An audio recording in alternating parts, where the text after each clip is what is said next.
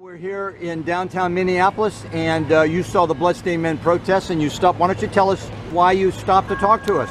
Okay, because I feel like I came exactly from where this is a big problem for me, and this is one of the problems that made me realize that I don't want to stay in my country anymore, and that wrong things are happening, and people are just,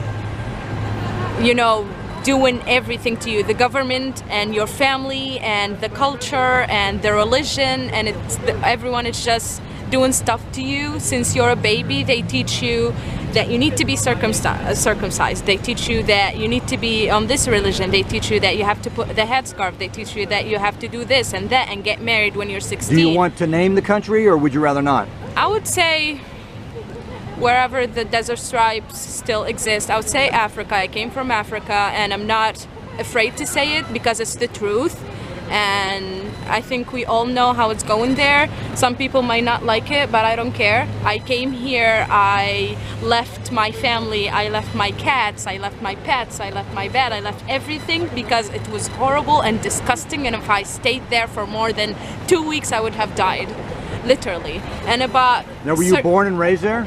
I was born and raised there for 18 years, but I was so different. Everything that happened to me, I went through poverty, especially religion, religion destroyed my life. And thank God that I'm not a boy. I would have been circumcised.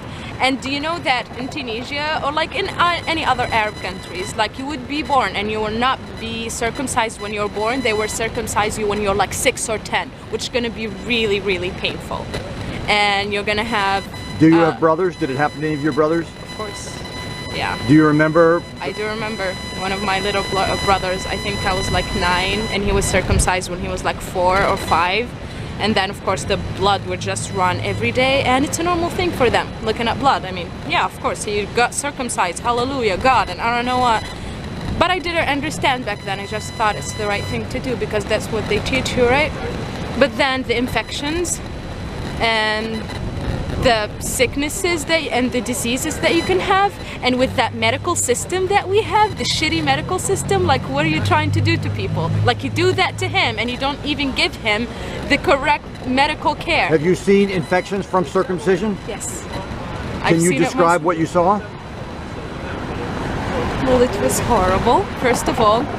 The thing that really shocks me is that the blood would run, and the boy would just sit there and look at the blood, and people won't care about it. Oh, it's okay, it had to bleed for a little bit of time. Now, is he sitting there naked, or the blood is running through his clothing? It would be run through his clothing, of course. Nakedness is not acceptable. You won't do that. But I still remember it when they and Would the boys cry? Of course he would cry, are you kidding me? And they do it at home. They do it at home, and they bring some sort of guy, he's not even a doctor, and he cuts it, and then do you know that it's actually a big anniversary for them? When he got circumcised, that's when he become a man.